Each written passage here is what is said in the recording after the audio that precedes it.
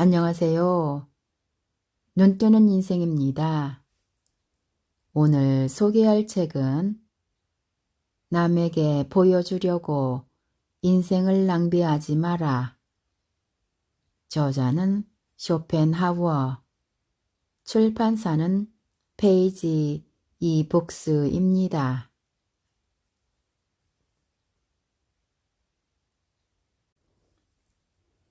아리스토텔레스는 니코마코스 윤리학에서 인생의 자산을 세 가지로 나누었다. 그것은 바로 겉으로 보이는 외면의 자산, 정신의 자산, 그리고 육체의 자산이다. 나는 여기서 셋이라는 숫자만을 빌려와 유한한 삶을 사는 인간의 운명의 차이를 만드는 부분을 말하겠다. 이는 내가 만든 세 가지 기본 규정에 따른 것이다. 개인의 본질, 가장 넓은 의미에서의 인격이다. 여기에는 건강, 힘, 아름다움, 기질, 도덕적 특성, 지능과 교육 수준이 포함된다.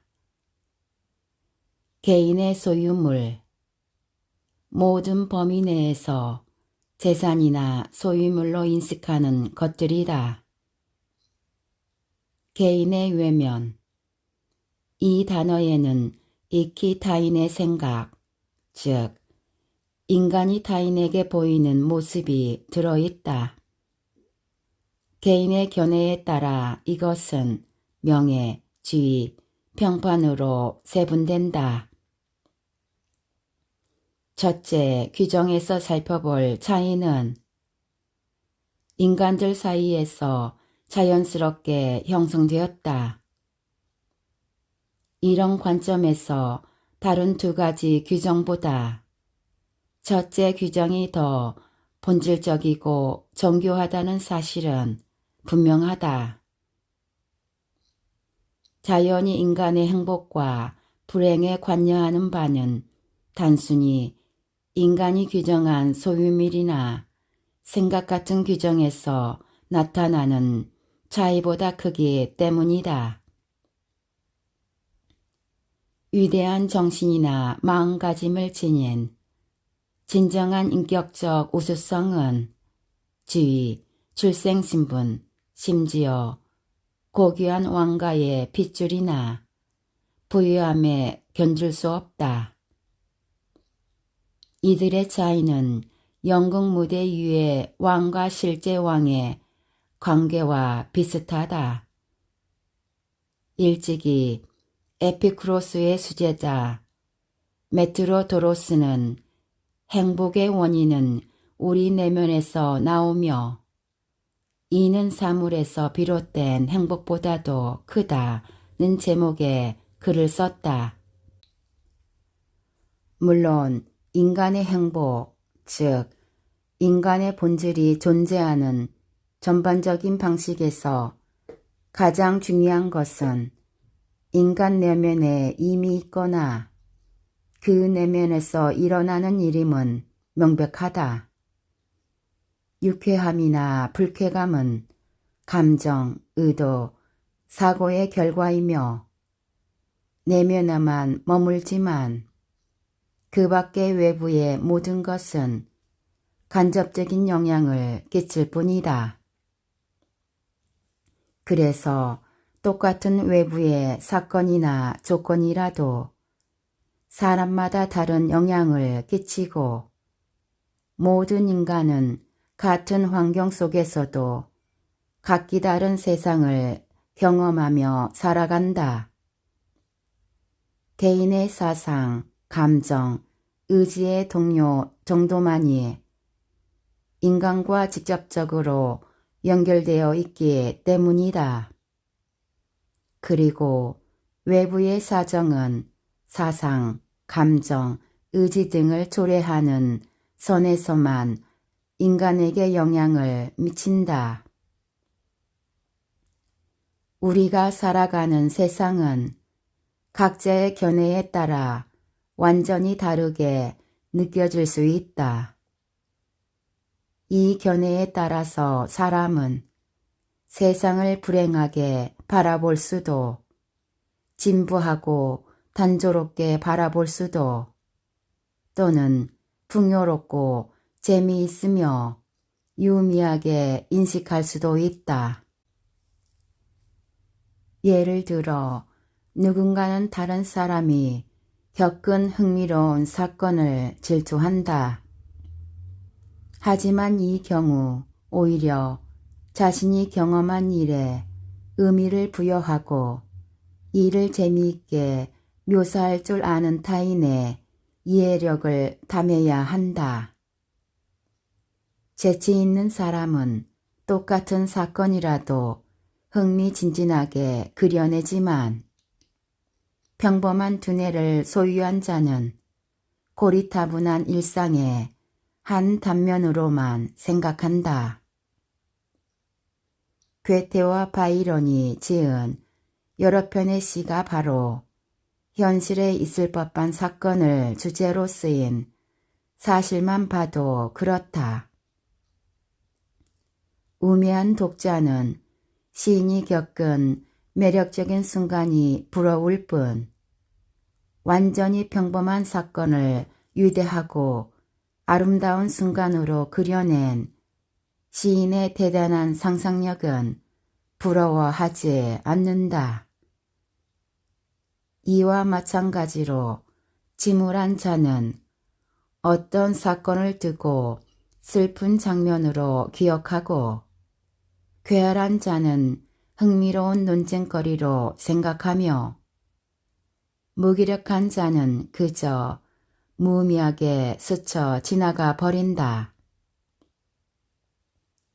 현재로 충만한 현실에서 주관과 객관이 존재하는 일은 마치 산소와 수소가 결합하여 물을 만드는 이치와 같다. 즉, 아무리 필수적이고 밀접한 연결성이 있어도 결합하지 않으면 소용이 없다는 뜻이다. 그러므로 객관적인 절반이 완전히 같아도 주관적인 절반이 다르거나 반대로 주관적인 절반이 같고 객관적인 절반이 다르면 현재의 사현실은 완전히 달라진다. 가장 멋지고 훌륭한 객관적인 절반을 가졌어도 무지고 나쁜 주관적인 절반을 가졌다면 현실과 현재 역시 그다지 좋지 않게 인식한다. 이는 아름다운 경관을 악천 후에 보는 일과 같다. 또한 환경이 좋지 않은 암실에서 사진을 현성하는 것과 다름없다. 좀 더 명확하게 말하자면 피부처럼 의식이 인간과 하나가 되어 직접적으로 똑같은 일을 체험해야 동일하게 느껴진다. 사실 외부에서는 이를 도울 길이 딱히 없다. 무대에서 누군가는 영주, 누군가는 자문가, 또 다른 누군가는 신하, 군인이나 장군 역할을 한다고 가정하자. 이들의 차이는 그저 겉모습에 불과하다. 외관을 파고들어 핵심에 다다르면 누구나 고통과 빈곤에 시달리는 희극적인 점은 매한가지다. 인생도 이와 같다. 지위와 재산이 개인적 역할의 차이를 만들지만 그 역할이 내적인 행복이나 즐거움을 좌우하진 않는다. 오히려 개인의 이면에는 고통과 빈곤에 시달리는 가여운 인간이 숨어 있다. 사람마다 고통과 빈곤의 형태는 다를지 몰라도 그 본질은 거의 같다. 어느 정도 본질의 차이는 있을지언정 처한 상황이나 재산의 수준에 따른 역할의 차이는 행복을 좌우하는 전부가 될 수 없다. 왜냐하면 인간이 존재하고 그에게 일어나는 모든 일은 인간의 의식 속에서의 진행되기 때문이다. 그러므로 의식의 성질에 주목하게 되는 게 아주 중요하다. 대개 나타나는 의식 속 현상은 나중 문제이다. 불편한 감옥 속에서 돈키호테를 집필한 세르반테스의 의식에 비하면 온갖 허례의식과 향락이 벌어지는 가련한 자의 아둔한 의식이 더 불행하다. 현재와 현실의 객관적인 절반은 운명의 소나기에 있으므로 상황에 맞춰 변할 수 있다. 주관적 절반은 바로 우리 자신이므로 이 주관적 절반의 본질은 변하지 않는다. 이에 따라 모든 인간의 삶은 외부의 온갖 변화에도 일반적으로 같은 특성을 유지한다. 마치 한 주제로 펼쳐지는 여러 변주곡이라 할 수 있다. 자기 개성에서 벗어난 행동을 하는 인간은 아무도 없다. 그리고 다양한 상황에 부딪히는 동물도 자연이 본성을 거스를 수 없도록 만든 한계를 절대 벗어나지 못한다. 예를 들어 사랑스러운 동물을 행복하게 만들려는 우리의 노력도 동물의 본성과 의식에 그어진 협소한 한계 내에서만 가능할 뿐이다. 인간도 마찬가지다. 각자의 개성에 근거하여 누릴 수 있는 행복의 한도가 정해져 있다. 특히 정신력의 한계는 높은 수준의 향락을 누릴 수 있는 지점을 최종적으로 확정한다. 정신력의 한계선이 낮으면 인간의 행복을 위해 외부에서 아무리 노력해도 거기까지 다다를 힘이 없다. 이런 인간은 반쯤은 동물적 감각에 따른 행복과 즐거움을 넘어선 감정을 느끼지 못한다. 그러면 인간은 감각적 쾌락, 친밀하고 밝은 가족관계, 저급한 사교 모임 또는 통속적인 소일거리를 하며 시간을 보내는데 그친다. 심지어 교양을 갖춘다 해도 한계 영역을 다소 넓힐 수 있을 뿐 큰 소용이 없다. 왜냐하면 인간에게는 지속해서 다양하게 깊은 만족을 느끼는 일이 중요한데 젊은 시절에는 이 깊은 만족감을 착각할 수 있기 때문이다. 깊은 만족감은 정신력이 좌우한다. 정신력을 보면 행복이 우리의 본질, 즉 인격과 얼마나 밀접하게 연관되는지 확실해진다. 대다수 사람은 우리의 소유물이나 외면에 따라 결정되는 운명만을 고려하는데 그친다. 물론 운명은 나아질 수 있다. 한편 내면이 풍요로운 자는 바라는 것이 그리 많지 않다. 반면에 멍청이는 끝까지 멍청이로, 바보는 끝까지 바보로 남는다. 이들이 전국에서 여인들에게 둘러싸여 있어도 그 사실은 바뀌지 않는다. 그래서 괴테는 이렇게 말한다. 시민, 노예, 정복자, 그들은 모두 매 순간 고백한다. 인간의 지상 최대 행복은 오로지 인격에 달린 것이라고. 우리의 행복과 향락에는 주관적인 것이 객관적인 것보다 훨씬 중요하다.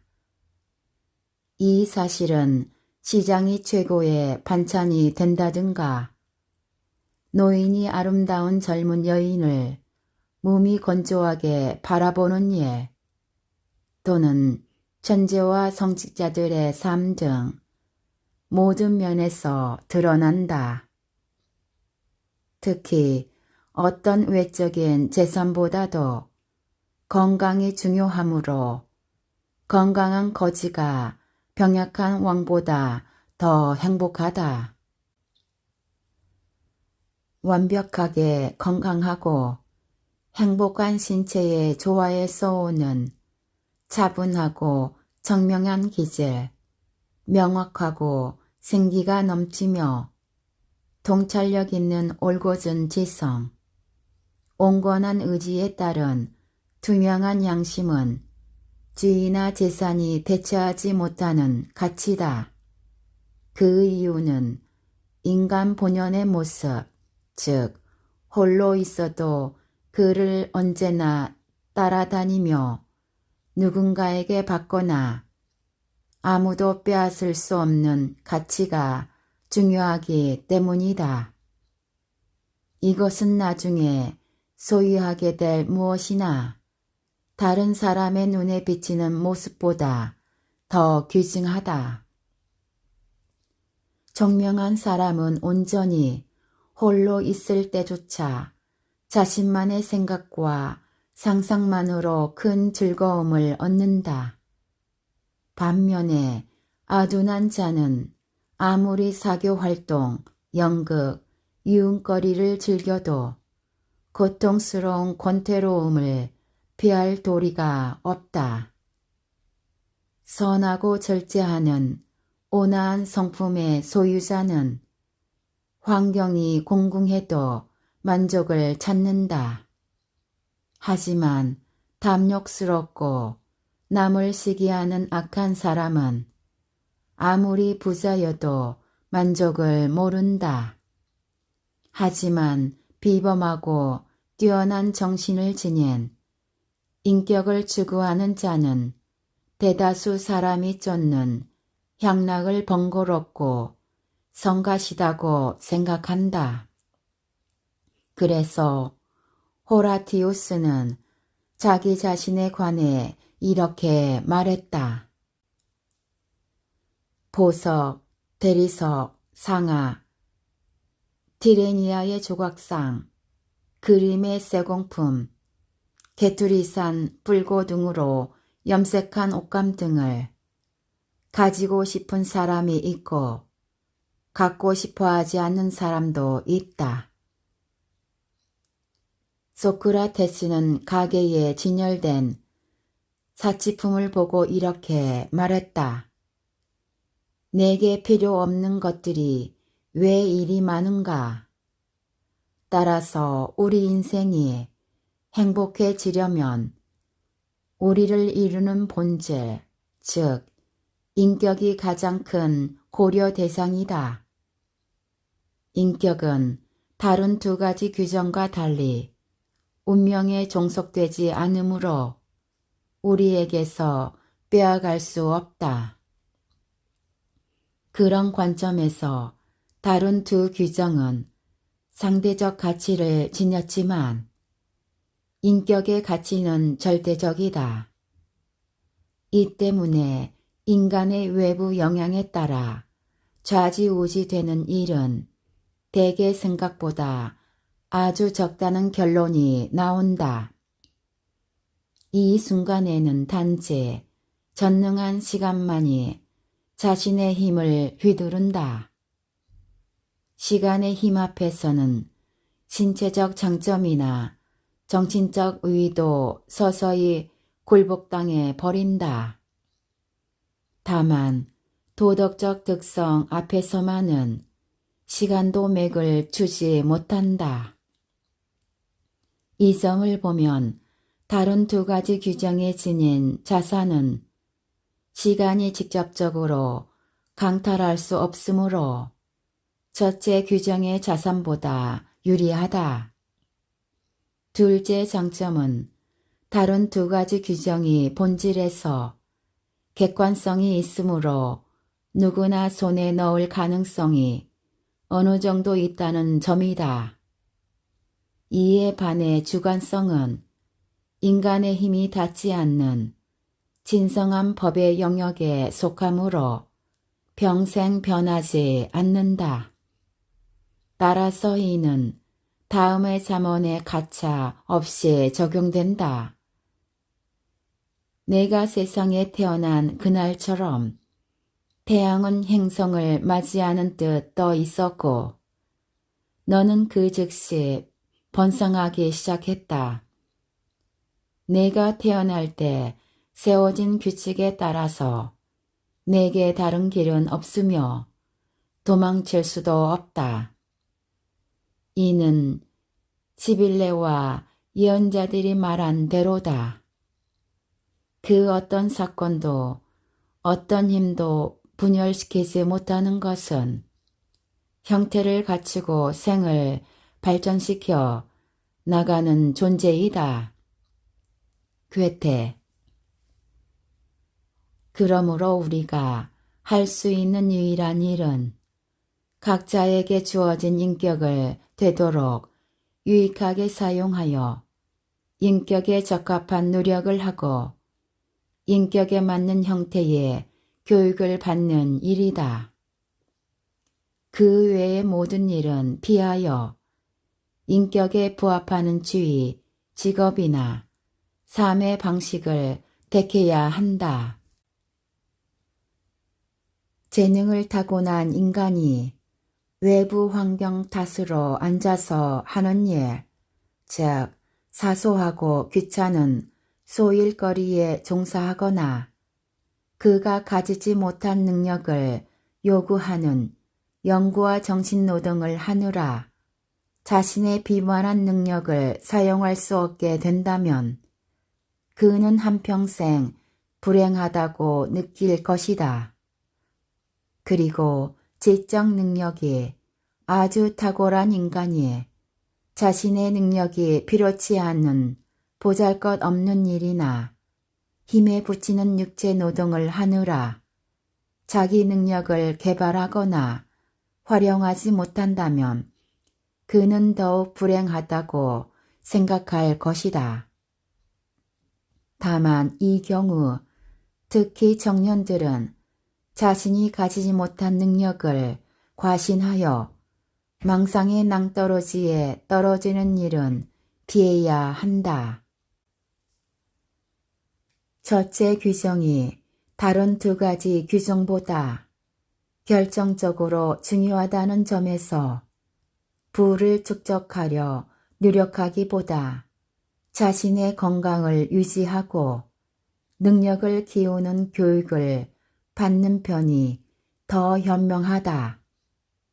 그렇다고 살아가는 데 필요한 어느 정도의 수입을 확보하는 일에 소홀해도 된다고 잘못 해석하면 안 된다. 하지만 실제적인 풍요, 즉 넘치는 부는 우리의 행복에는 별다른 쓸모가 없다. 많은 부자가 불행한 이유는 지적 교양이나 지식이 없어서 심리적인 만족감을 선사하는 기반이 되는 어떤 객관적 관심도 느끼지 못하기 때문이다. 필요 이상의 부유함은 현실의 자연스러운 욕구를 채우는 일 외에 인간의 참된 행복에는 영향을 끼치지 못한다. 오히려 과도한 재산을 유지하느라 발생하는 불필요한 수많은 근심은 만족스러운 삶의 방해물이 된다.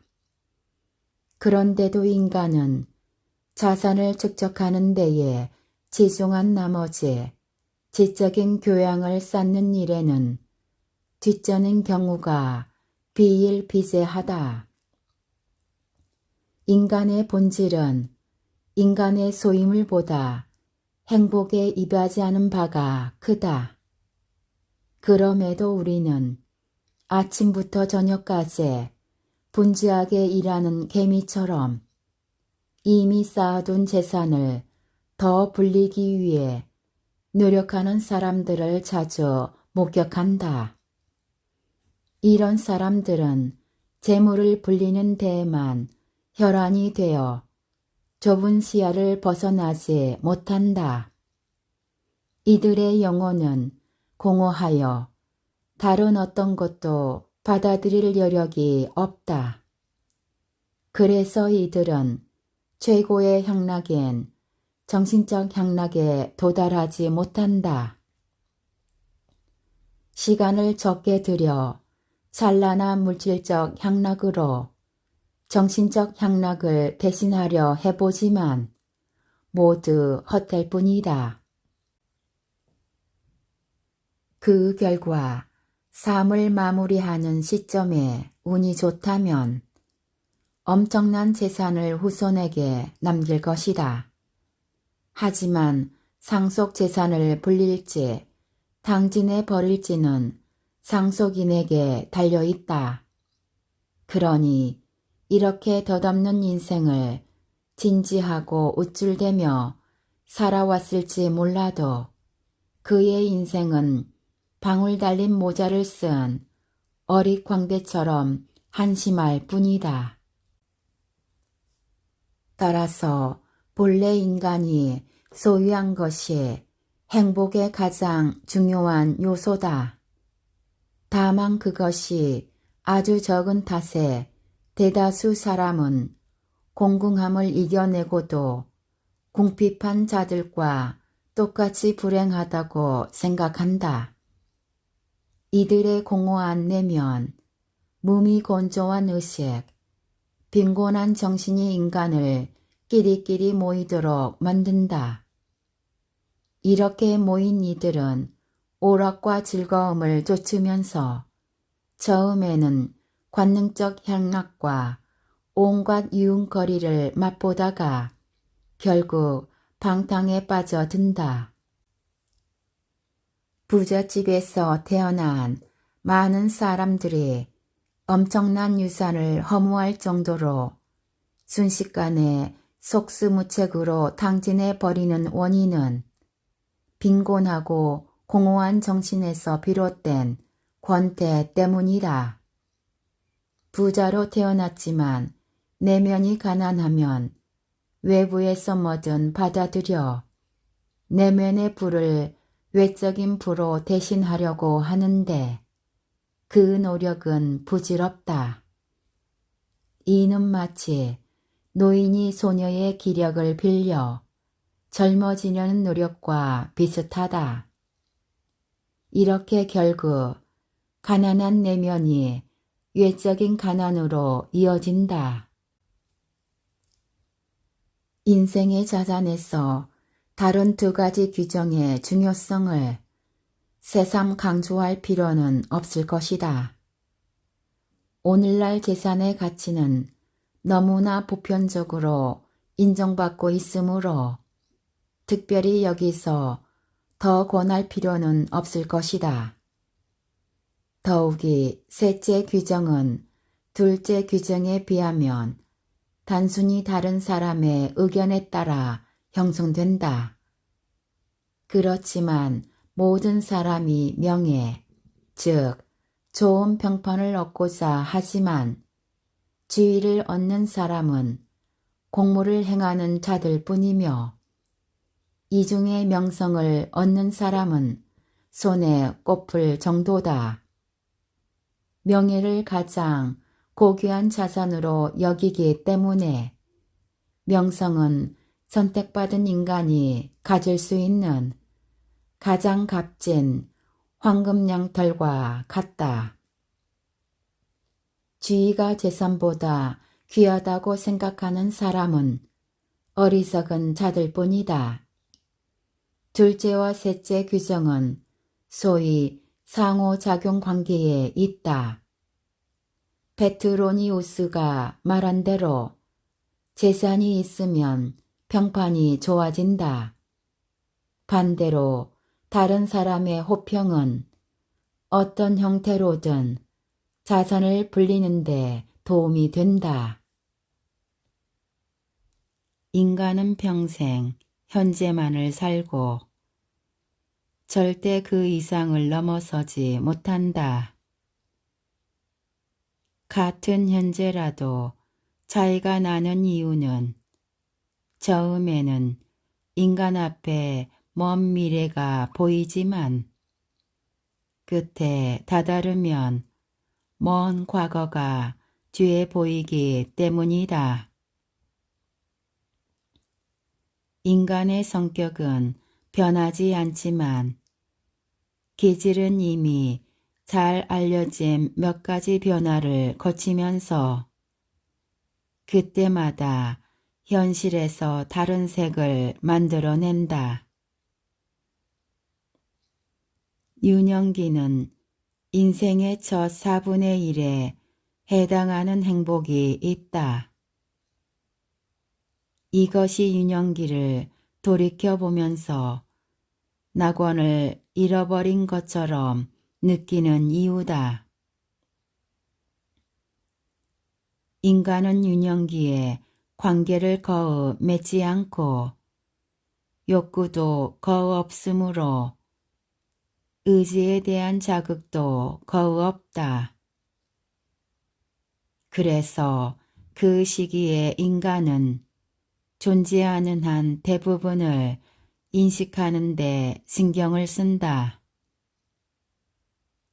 이미 7살에 성인과 똑같은 크기로 발달하는 두뇌처럼 지성은 성숙하지는 않으나 일찍 발달하여 모든 것이 새로운 자극으로 가득 찬 온 세상에서 새로운 존재로서 끊임없이 자양분을 얻으려 한다.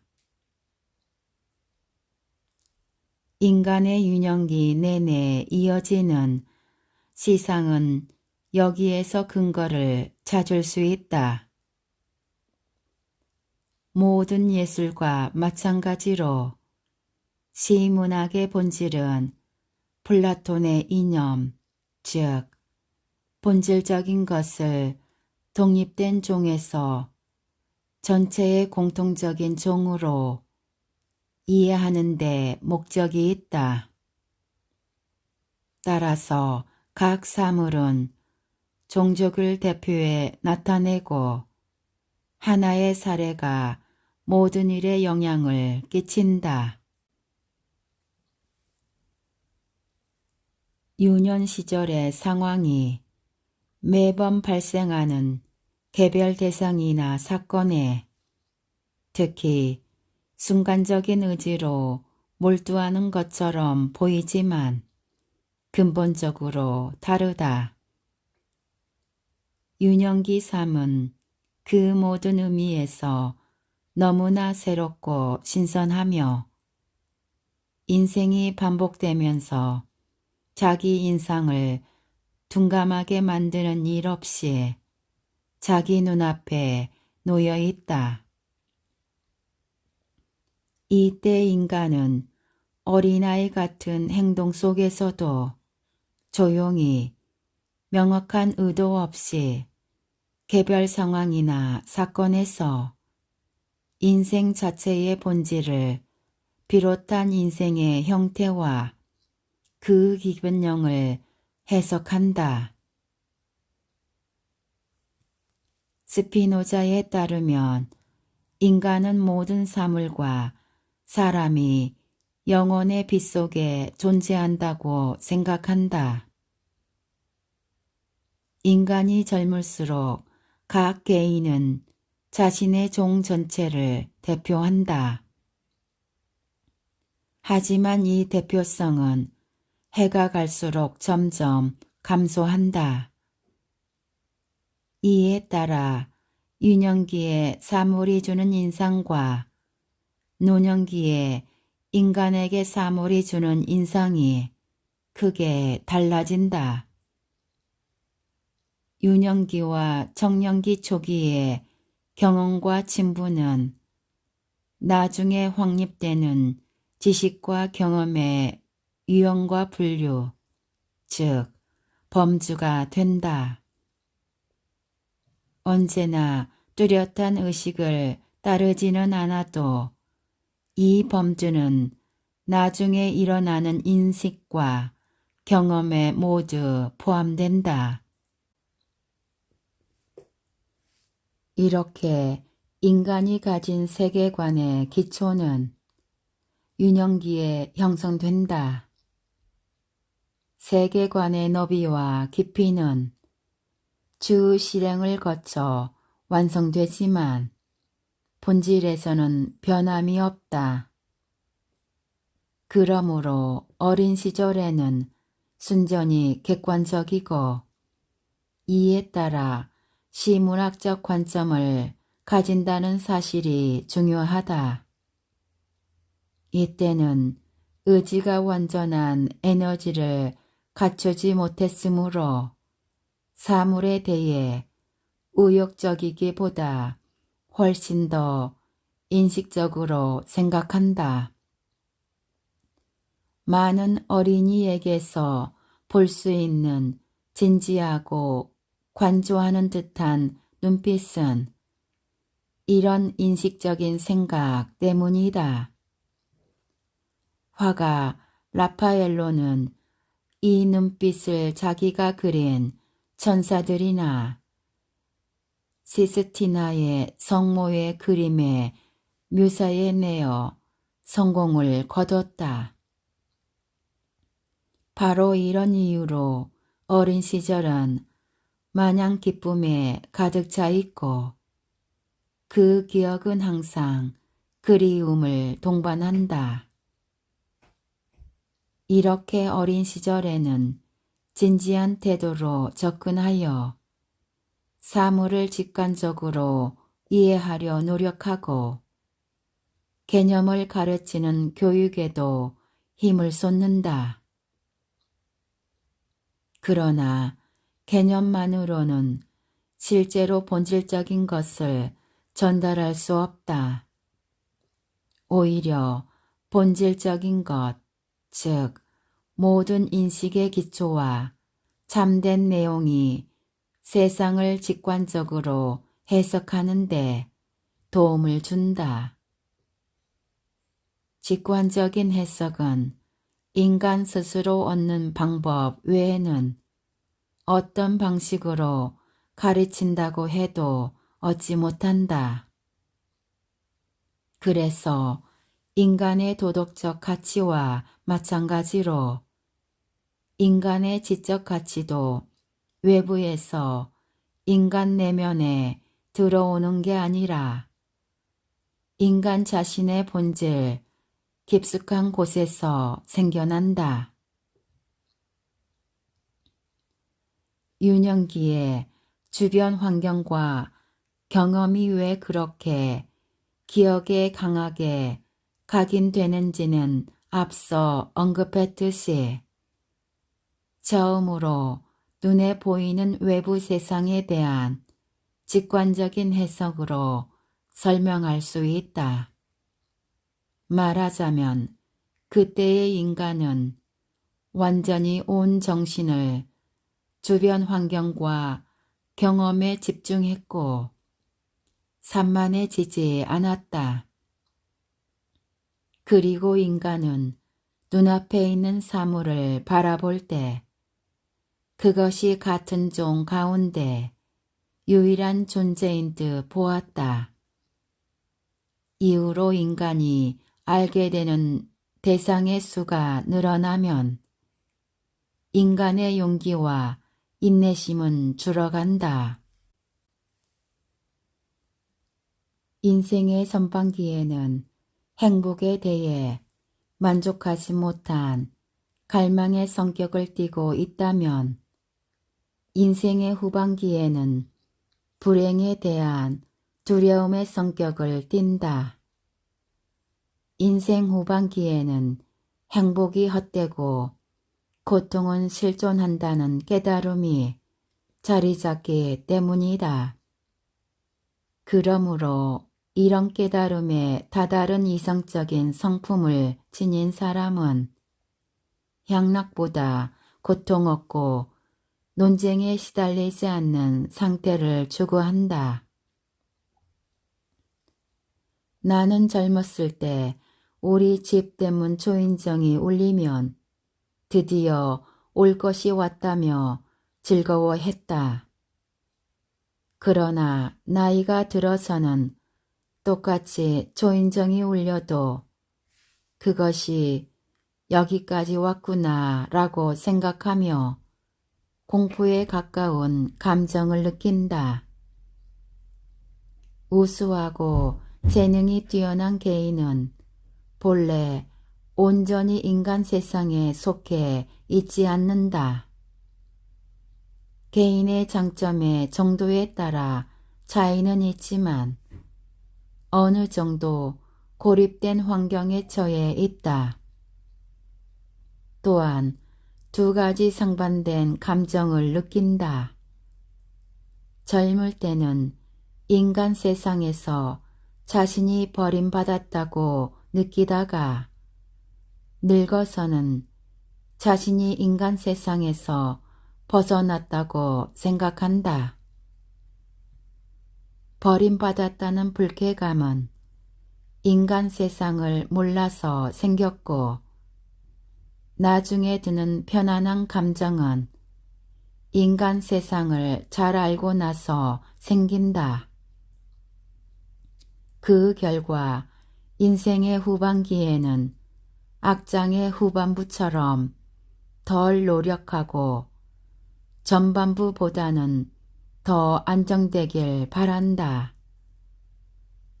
젊을 때는 근본적으로 세상에 존재하는 기적과 같은 행복과 향락을 접할 수는 있지만 거기에 다다르기가 어렵다고 생각한다.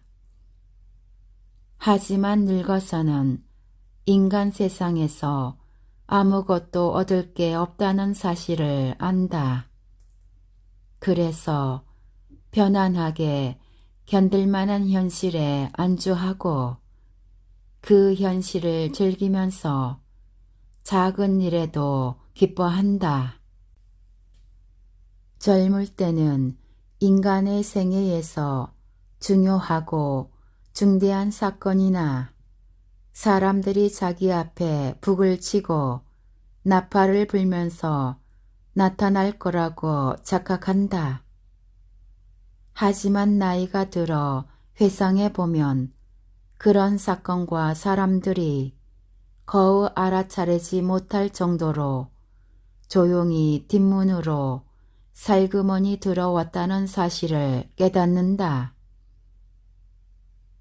지금까지 알아본 바에 따르면 인생은 수놓은 천에 비유할 수 있다.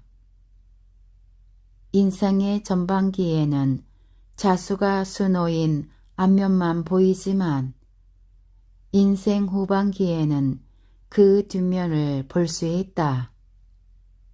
그리고 뒷면은 앞면만큼 아름답지는 않지만 배울 점이 많다. 여러 가지 실이 서로 어떻게 연결되어 있는지 보이기 때문이다. 청년이 일찍부터 어른의 행동과 몸가짐을 흉내내며 준비된 듯 행동한다면 이는 지적으로나 도덕적으로 나쁜 징조다. 반면에 인간관계에 서투르고 어찌할 바를 모르며 미숙하고 통상적인 어른과 정반대되는 행동을 하는 자는 본성이 고귀하다. 산 위를 오를 때는 한쪽만만 보이듯 청년은 건너편 기슭에 있는 죽음을 보지 않았으므로 쾌활함과 생기가 있다. 그러나 일단 산 정상을 넘어가면 인간은 말로만 듣던 죽음을 실제로 본다. 그와 동시에 활력이 떨어지고 생기도 가라앉아 침울한 진지함이 청년의 자만을 몰아내고 얼굴에도 그 모습을 들이운다. 인간이 젊을 때는 인생의 끝이 없다고 생각하면서 시간을 보낸다. 그러다 나이가 들면서 시간을 아껴 쓰게 된다. 늙은 나이에 보내는 하루하루는 사형수가 교수대로 끌려가면서 한 걸음 한 걸음 떼며 겪는 감정과 같기 때문이다. 청년의 관점에서 인생은 무한히 긴 미래고 노인의 관점에서 인생은 아주 짧은 과거다. 그래서 처음에는 오페라 글라스의 대물 렌즈 쪽을 눈에 댄 것처럼 사물이 보이지만 결국에는 저반 렌즈를 눈에 댄 듯 보인다. 인생이 얼마나 짧은지 알려면 인간은 나이가 들어봐야 한다. 나이가 들수록 인간의 일은 하잘것없이 보인다. 젊을 때는 확고하고 안정적으로 보이던 삶이 이제는 재빠르게 사라져 버려서 헛된 현상으로 나타난다. 모든 것이 덧없는 걸로 드러난다. 시간 자체도 청년에게는 훨씬 느리게 흘러간다. 그래서 인생의 4분의 1은 가장 행복할 뿐 아니라 가장 길기도 해서 더 많은 추억을 남긴다. 그리고 추억을 이야기할 때는 이어지는 인생의 나머지 두 분기보다 이때의 추억을 많이 말할 것이다. 1년 중 봄과 같이 인생의 봄날도 부담스러울 정도로 낮이 길다. 가을에는 해가 짧아지듯 인생의 가을도 이와 같다.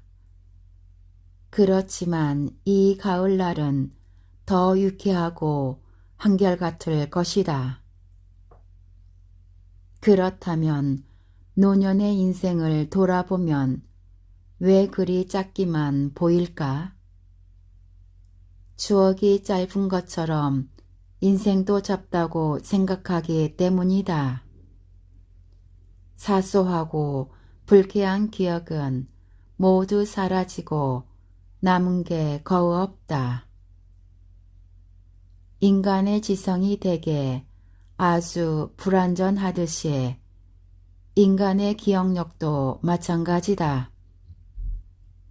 망각의 구렁에 빠지지 않으려면 배운 것은 연습하고 지난 일은 되새겨야만 한다. 중요하지 않거나 대체로 불쾌했던 기억은 다시 떠올리지 않는 편이 낫다. 하지만 꼭 기억할 필요가 있는 일이라면 기억력에 맡겨두어야 한다. 그런데 중요하지 않은 기억이 점점 더 많아진다. 자주 그리고 무수히 반복되는 일이 늘어나면서 처음에는 중요해 보이던 일이 점점 무의미해지기 때문이다. 그래서 인간은 예전의 일을 나중에 일어난 일보다 더 잘 기억한다.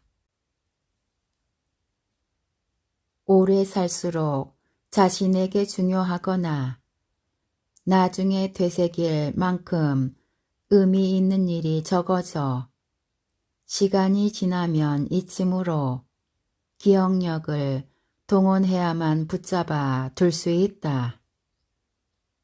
이렇게 시간은 흔적을 남기지 않고 흘러간다. 인간은 불쾌한 일을 떠올리길 좋아하지 않는데 그 일이 인간의 허영심에 상처를 낼 때 더욱 그러하다.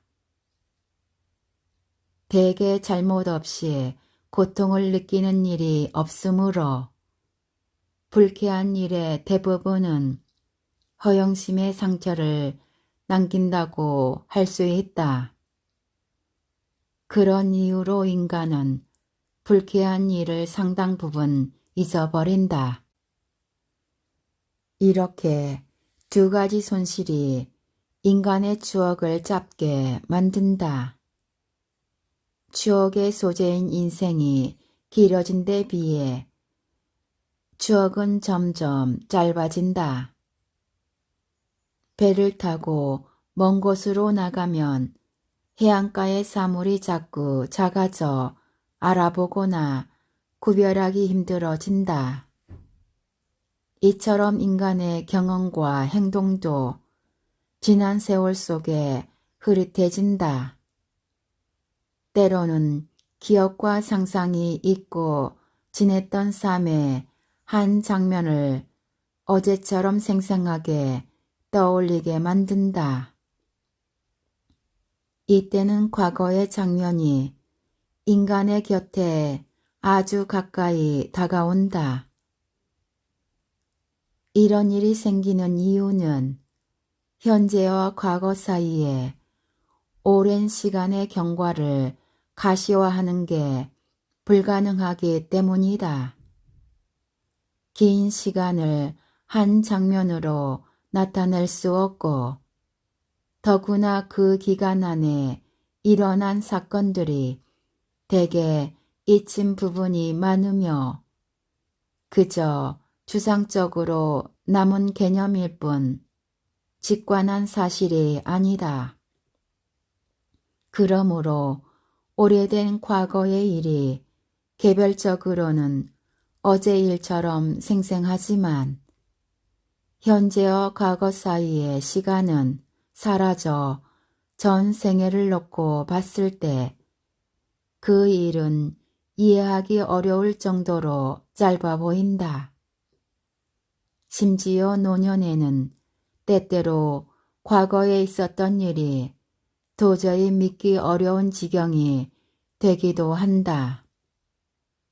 이것은 눈앞에 있는 현재가 일단 당분간은 변함없이 이어지기 때문이다. 그러나 궁극적으로 이러한 내적 과정 그 자체는 인간의 본질이 아니라 시간 속에 나타난 현상일 뿐이고 현재는 대상과 주체의 접점이라는 사실에 근거를 둔다. 그렇다면 인간은 어째서 청년기에는 자기 앞에 펼쳐진 삶이 무한대일 걸로 착각하는 것일까? 제한 없이 소망을 이루려면 그럴 공간이 있어야 하는데 그러면 인간이 무두셀라의 나이에 죽어도 너무 일찍 죽었다고 생각할 것이기 때문이다. 또 다른 까닭은 지금껏 살아온 얼마 안 되는 세월을 잣대로 삼아 이제껏 인생의 소재가 풍부한 기억을 가져다 주었으므로 결과적으로 그 기억이 남은 인생을 길어 보이게 만들기 때문이다. 이렇게 새로운 경험은 모든 일을 의미 있게 보이게 해서 이후로도 종종 기억 속에서 반복을 거듭하며 각인된다.